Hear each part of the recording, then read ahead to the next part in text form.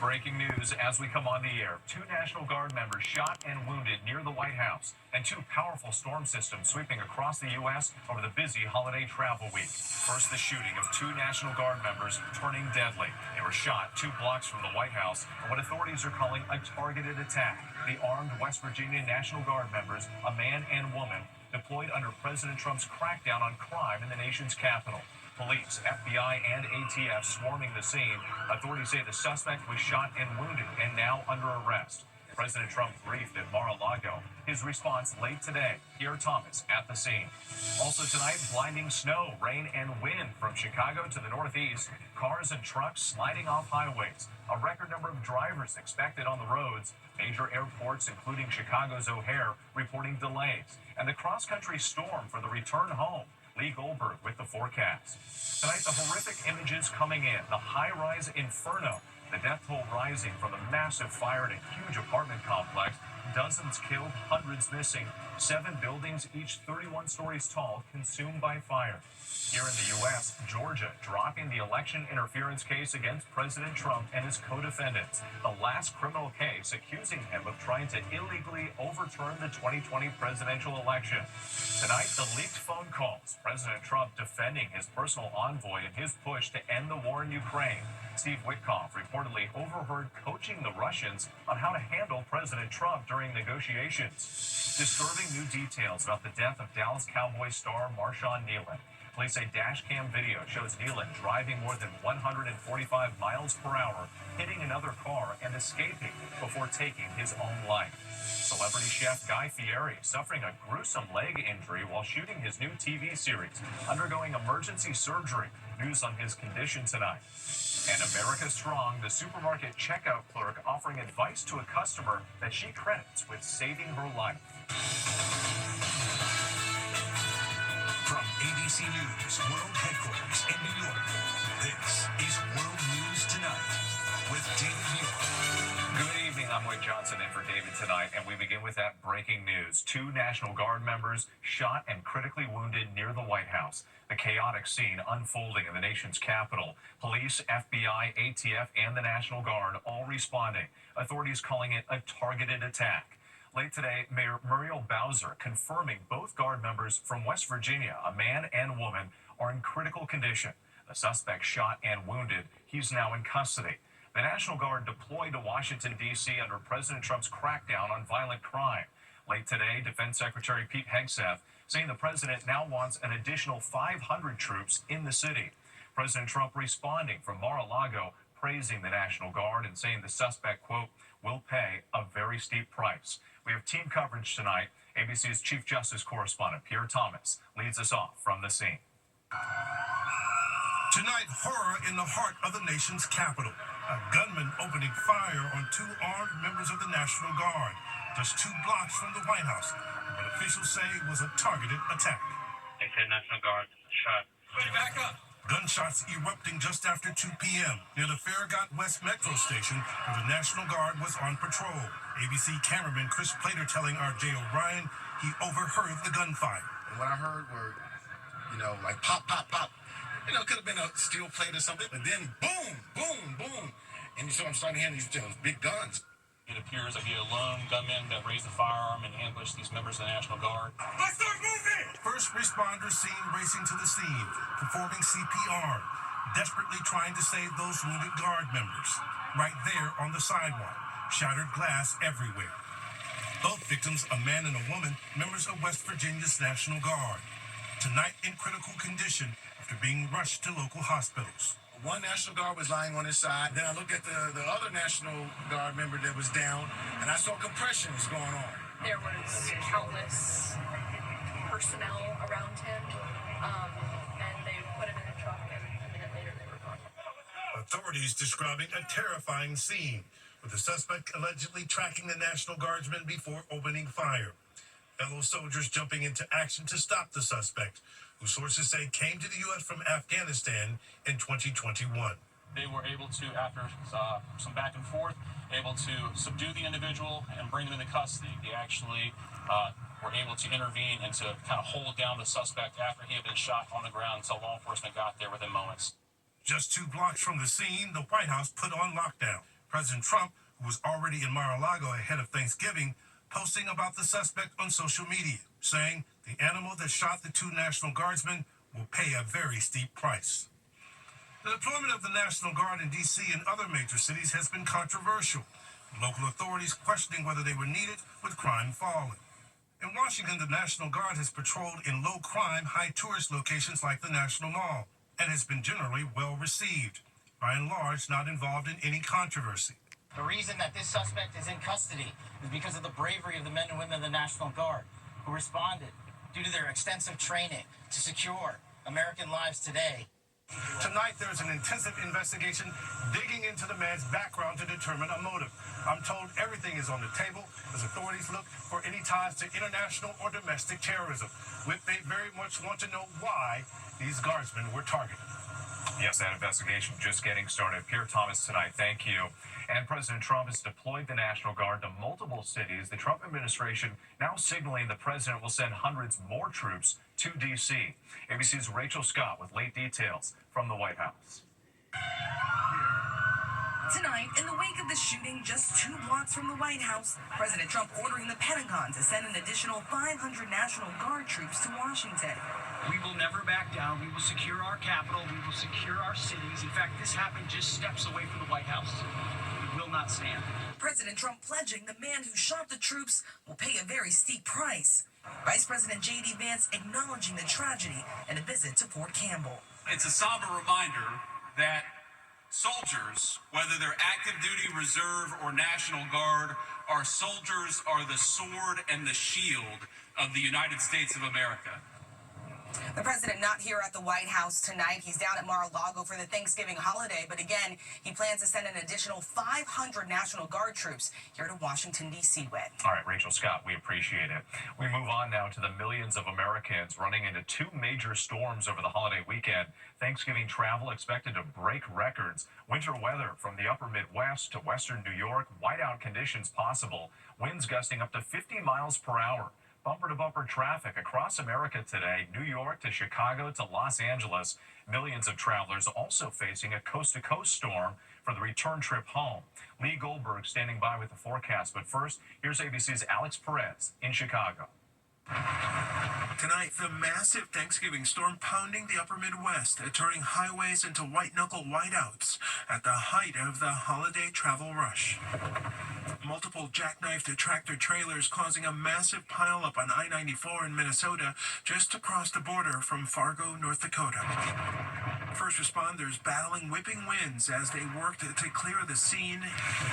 In North Dakota, blizzard-like conditions and icy roads, sending cars sliding. Watch as this white truck careens into a roadside ditch, narrowly missing state troopers nearby. Numerous winter weather alerts in effect. Everything from winter storm warnings to winter weather advisories for some challenging travel conditions. Some travelers hitting the road early. We got up earlier. We all made the commitment. We didn't know what the roads were like. You can see it right there on the board here at Chicago's O'Hare, one of the nation's busiest airports. Passengers are dealing with more than 1,000 delays today.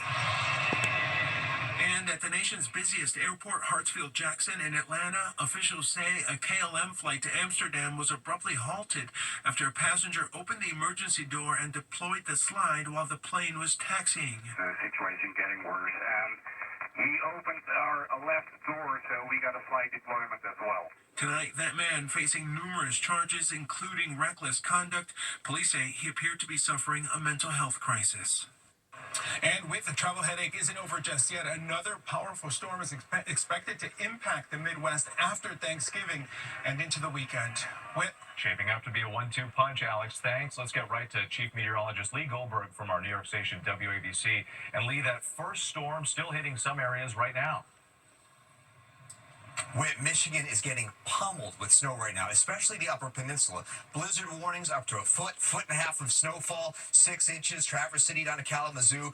Winter wind alerts all the way from the Great Lakes into western New York State. And the storm moves into Canada, but the cold winds behind it trigger the lake effect. That's why you see the warnings. By the way, it's mild on the East Coast right now. It's about to get colder along the I-95 corridor with showers. Now, Thanksgiving weather map is fairly quiet, but around the Great Lakes, treacherous travel, Arctic winds in the Great Lakes, and blustery in the Northeast. We have 30 45-mile-per-hour gusts in New York City, maybe some balloon restrictions for the parade, and 30-mile-per-hour gusts in Philly. And then the storm's coming in the Pacific Northwest. That's our cross-country storm, and expands across the Northwest as we go into the day on Friday. Lake effect snows continue. Could be a foot of snow south of Buffalo, north of Syracuse, and 40-mile-per-hour gusts along the I-95 corridor with some snow showers. Then we move into Saturday, and the snow's hitting high gear across the middle of the country, accumulating snows Omaha to Chicago. It's snowing in Chicago Saturday morning to midday Sunday. Major delays over the weekend. Heavy rain to the south. By Sunday, rain is getting the I-95 corridor. The storm is lifting to the north, so it's mainly rain unless you're in upstate New York, interior New England. Light rain along the coast. Whit. Something to watch closely. Lee Goldberg tonight. We appreciate it.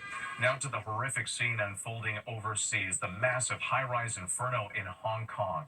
7 apartment buildings on fire, each one standing 31 stories tall. The death toll rising, dozens killed, hundreds still missing. Here's ABC's chief international correspondent, James Longman. Horror in Hong Kong tonight. At least 36 people are dead and more than 250 still missing in this devastating fire ripping through this huge apartment complex.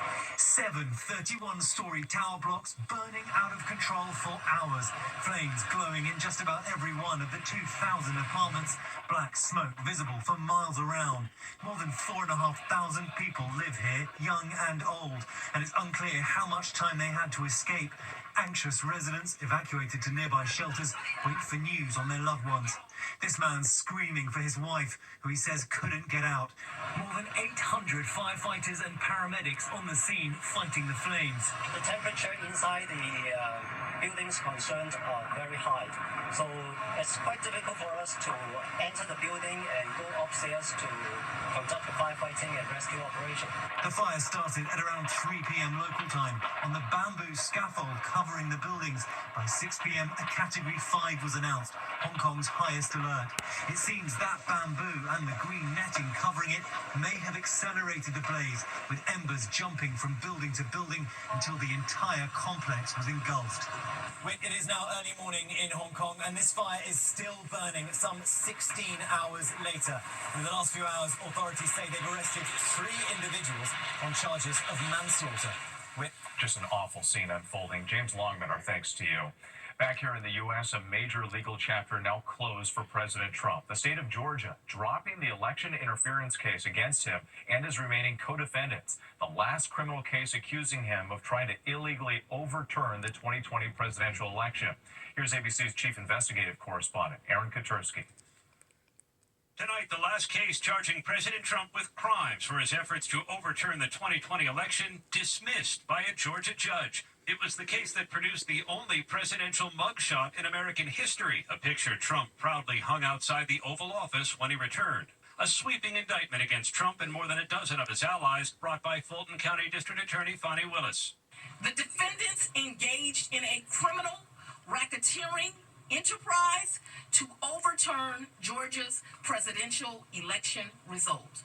But the case hit a snag when Willis was disqualified over a romantic relationship with the lead prosecutor she hired. Today, a new prosecutor in charge, Pete Skandalakis, decided the citizens of Georgia are not served by pursuing this case. He argued it is not illegal to question or challenge election results. And he wrote off a key piece of evidence, Trump's phone call attempting to pressure Georgia Secretary of State Brad Raffensperger.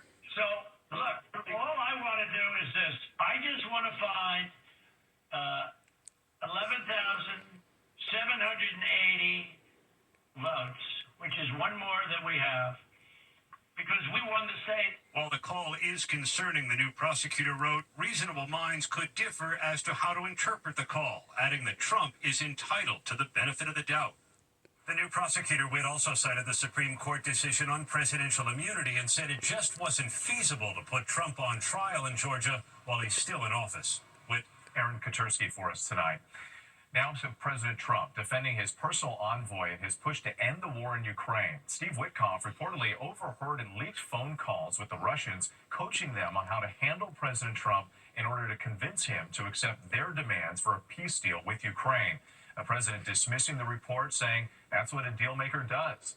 It comes as President Trump's proposed Thanksgiving deadline to reach a deal appears increasingly unlikely.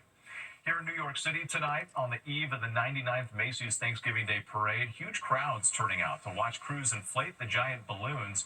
Mayor Eric Adams says tight security will be in place for the parade tomorrow. More than 1,000 police officers will be positioned along the 2.5-mile route. Helicopters and drones monitoring from the air.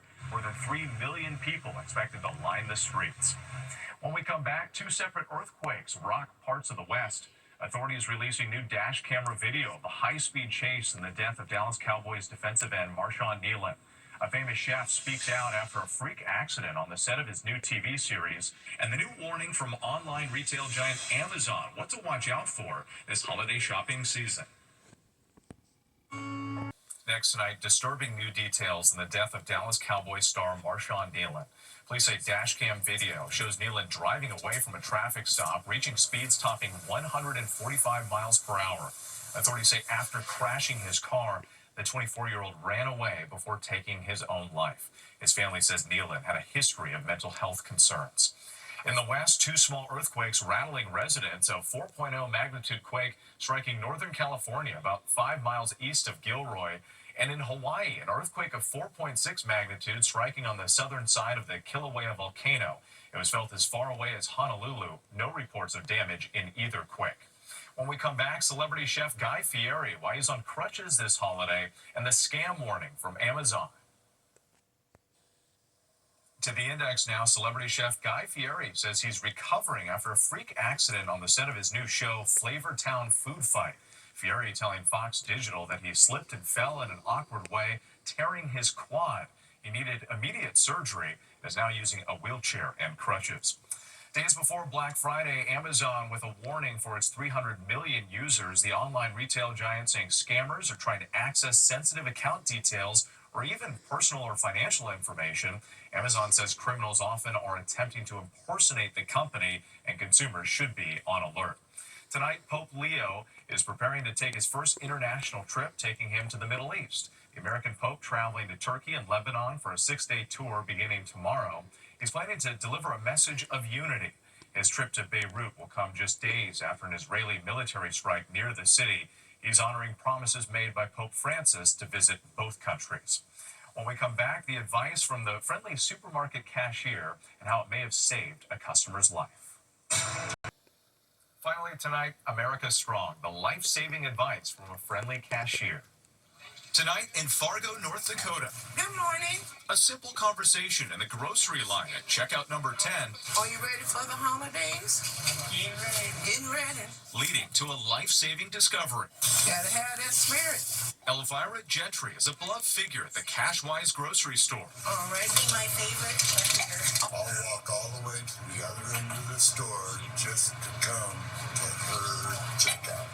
Back in June, Pam Thornton began chatting with Elvira while loading up her groceries when Elvira mentioned she had just had her mammogram. And she goes, oh, I had my mammogram, I got squished, and, that kind of stuff. Pam acknowledging she'd been putting hers off for a long time, but Elvira encouraged her to make an appointment. She said, but I'm going to listen to you, girl. That's what she said. Just days later, Pam learned she had stage 1A breast cancer. Doctors removed all of it in surgery, and she's now doing radiation and maintenance chemo. Her outlook is strong, and she says it's all thanks to Elvira. I was so lucky that it got caught when it did, and if it hadn't been for her, it never would have happened. Then she shared with me about the results, and it just broke my heart. And I'm like, but I want you to know that you're responsible for saving my life. This Thanksgiving, both grateful for each other. I love my customers, and I love what I do. And you gotta love what you do to do what you do. What started as a quick chat in a checkout line, becoming a bond these two say will last forever. Love you too, lady. Bye-bye. And we love it too. A big thanks to WDAY for their help with that story. Have a great night.